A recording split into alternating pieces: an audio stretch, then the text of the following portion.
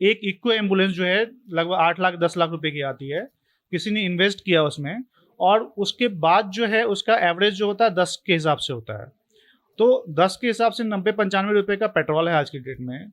आने जाने में ही जो है 200 रुपये खर्चा होते हैं, और उसको पैसेंजर भी 200 रुपया देगा, वो क्यों चलाएगा? वो तो बंद ही कर देगा ना, वो नहीं चलाएगा। उससे अच्छा वो टैक्सी चला लेगा। आज की डेट में मुझे लगता है यूबर ओला का फेयर ज़्यादा होगा। उन लोगों ने, उनको ये नहीं पता है कि एम्बुलेंस के टाइप कितने होते हैं, राइट। यदि मैं दिल्ली से एग्जांपल लूँ, दिल्ली का भी मैंने रेट कार्ड देखा था। प्राइस वैरी कर सकता है, बट वहाँ पे कम से कम उन लोगों को पता था कि ALS क्या होता है, एडवांस लाइफ सपोर्ट, BLS क्या होता है। इवन मैं नॉन मेडिकल हूँ, मुझे भी पता है आज की डेट में। और गवर्नमेंट ने जो वहाँ रेट कार्ड निकाले थे, उसमें छोटी कार, बड़ी कार, जाइलो, मतलब मैं सोच रहा था मर्सिडीज BMW क्यों नहीं है, वो भी हो सकता था। एक ऑक्सीजन सिलेंडर जो 600 रुपये में फिल हो रहा था, उसको 40,000 रुपये में खरीदा जा रहा था। तो जो 40,000 रुपये लगाएगा, यदि बिजनेस पर्सपेक्टिव से मैं देखूँ, तो वो डेफिनेटली जो है कम रेट में तो नहीं चलाएगा ना। फर्स्ट वेव में क्राइसिस किस चीज़ की थी? Sanitiser, PPE kit, right. Second wave में किस चीज़ की हुई? ऑक्सीजन। थर्ड में क्या होने वाला और वर्स्ट होने वाला है यदि मैं देखूँ तो? चलिए ऑक्सीजन कहीं से कर भी लिए, तो हमको लगता है नेक्स्ट में क्या होगा। हो सकता है कि मैं मेडिकल का नहीं हूँ, मुझे लगता है कि वेंटिलेटर चाहिए होंगे, और क्या बोलते हैं 5 पैरा मॉनिटर्स चाहिए होंगे, कुछ लाइफ सेविंग इंजेक्शन चाहिए होंगे, हॉस्पिटल बेड्स चाहिए होंगे, ज़्यादा से ज़्यादा डॉक्टर्स चाहिए होंगे। कैसे करेंगे? हमको तो कोई तैयारी दिखती नहीं है। सरकारों को इस बात की चिंता तो बिल्कुल भी नहीं है कि कोई प्रकार का जो सर्कल होता है वो कैसे चलेगा।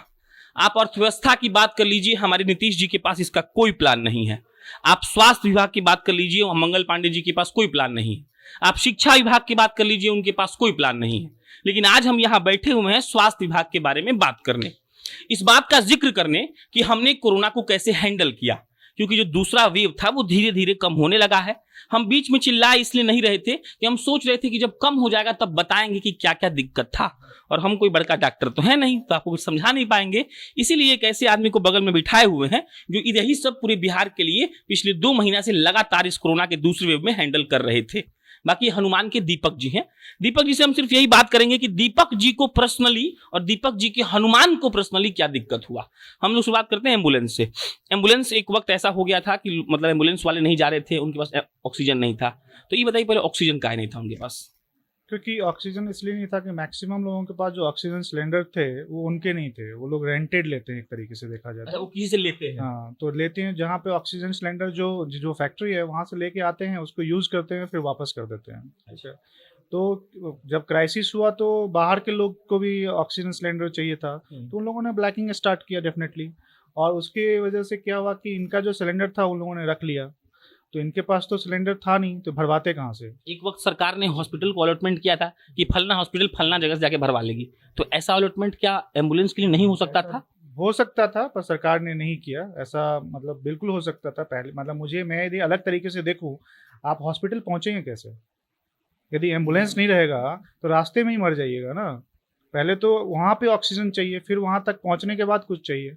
तो वहाँ पे उन लोगों ने क्यों नहीं सोचा, हमको समझ में नहीं आ रहा। और डेफिनेटली ऑक्सीजन कुछ सिलेंडर्स तो उनको अलॉट किया जा सकता था, जो उन्होंने नहीं किया। क्या सरकार के पास प्राइवेट, सरकारी की बात नहीं करें, सरकारी तो उठाता नहीं है फोन, प्राइवेट एम्बुलेंस का डेटा है कि कितना प्राइवेट एम्बुलेंस बिहार में चल रहा है? मुझे तो नहीं लगता है, क्योंकि मैं आपको एक चीज़ बताऊँ, मैं तो मतलब बिहार में 20 साल 22 साल बाद आया हूँ।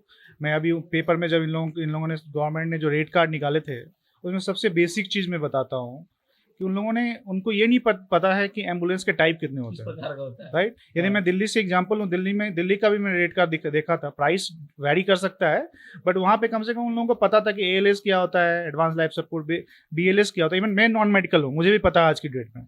और गवर्नमेंट ने जो वहाँ रेट कार्ड निकाले थे, उसमें छोटी कार, बड़ी कार, जाइलो, मतलब मैं सोच रहा था मर्सिडीज BMW क्यों नहीं है, वो भी हो सकता था। तो क्या मैं मतलब वैगनर खरीद के बना सकता हूँ? नहीं बना सकता हूँ। और जो एम्बुलेंस में पास भी हुई हैं, वो तो बाया RTO ही हुई है ना।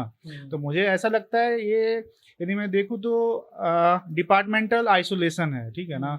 एक डिपार्टमेंट RTO है, जिनको ये नहीं पता है कि एम्बुलेंस टाइप कौन कौन सा हो सकता है, एम्बुलेंस में क्या क्या चीज़ें ज़रूरत हो सकती है।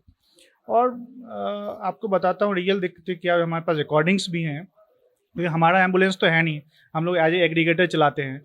उन लोगों ने जो क्या किया कि 5 दिन एम्बुलेंस ही बंद कर दिया, और उनका रेट कार्ड यदि आप देखिएगा, तो मैं किसी के सपोर्ट में नहीं बोला, पर एक जेन्युइन मैथमेटिक्स कैलकुलेशन लेते हैं बिजनेस की तरह भी, यदि आप देखिएगा तो वो 18 रुपये किलोमीटर का आना जाना का है, ठीक है, सरकार के हिसाब से। सरकार के हिसाब से। तो यदि हम बोलते हैं कि 10 किलोमीटर कहीं जाना है, 10 किलोमीटर जाना आना कितना हुआ, 20 किलोमीटर। एक इको एम्बुलेंस जो है लगभग 8 लाख 10 लाख रुपए की आती है, किसी ने इन्वेस्ट किया उसमें, और उसके बाद जो है उसका एवरेज जो होता है 10 के हिसाब से होता है।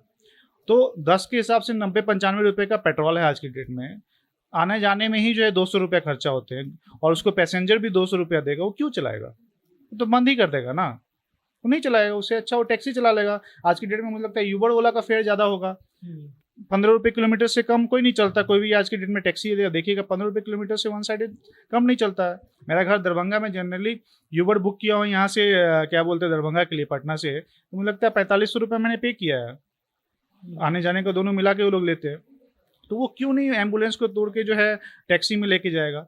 और दूसरा मतलब रेट कार्ड, चलिए आप रेट कार्ड बनाए, रेट कार्ड में जो है कहीं पे ऑक्सीजन मेंशन नहीं है, जो आपको सामान लगता है। क्योंकि यदि मैं मार्केट में देखूँ, यदि रेट बढ़ा भी था किसी भी पूरे इंडिया में बढ़ा था, ऐसा सिर्फ बिहार में नहीं हुआ, क्योंकि हमारा दिल्ली में भी एम्बुलेंस एग्रीगेशन है, मुंबई में भी है, और हर जगह बढ़ा। उसका मेन प्रॉब्लम था ऑक्सीजन सिलेंडर्स, क्योंकि वो ऑक्सीजन सिलेंडर्स ब्लैक पे खरीद रहे थे। एक ऑक्सीजन सिलेंडर जो 600 रुपये में फिल हो रहा था, उसको 40,000 रुपये में खरीदा जा रहा था।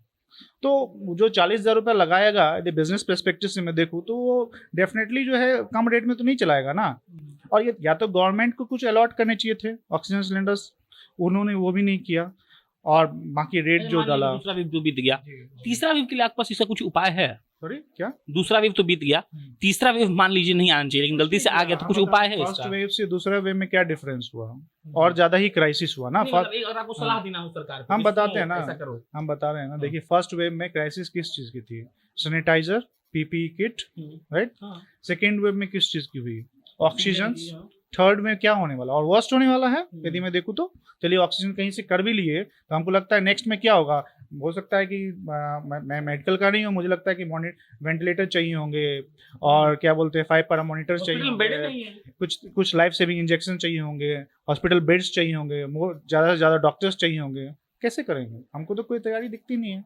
और डेफिनेटली यदि आपको क्या लगता है कि लॉकडाउन खुलेगा तो थर्ड वेव नहीं आएगा? आएगा ही आएगा, पूरी दुनिया में आ रहा है। चाइना फिर से, आज से मैं देख रहा हूँ कि चाइना जो है वहाँ पे लॉकडाउन शुरू कर रहा है, तो आना ही है। चलिए ये इतना ही है, बाकी इनसे और बहुत सवाल हम पूछ सकते हैं, बहुत बाध्यताएं होती हैं बहुत सवालों को ना पूछने की। हम मिला जुला कर बस आपको इतना समझाना चाहते थे कि चाह कर भी प्राइवेट वाला नहीं चला सकता है सब। इसका मतलब ये नहीं कि हम प्राइवेट के हिमायती हैं, इसका मतलब ये कि आप कोई वाजिब फेयर तय करिएगा तब ना कोई चलाएगा, चाहे वो किसी चीज का बात हो। तो ऐसा सोचना पड़ेगा। ऐसे कई लोग हैं जो इस प्रकार का उदाहरण आपको देकर समझा सकते हैं, नीतीश जी, मंगल पांडे जी और सत्ता में बैठे वो मंत्री लोग, जो आपने कभी इस चीज को एक सर्कल में लाने का कभी प्रयास ही नहीं किया। बाकी हम अपना प्रयास करते रहेंगे, आप तक अपना बात पहुंचाते रहेंगे। मेरा नाम प्रशांत राय है, आप जनता जंक्शन देख रहे थे, कैमरे के पीछे अंकित शर्मा बैठे हैं। बहुत बहुत धन्यवाद।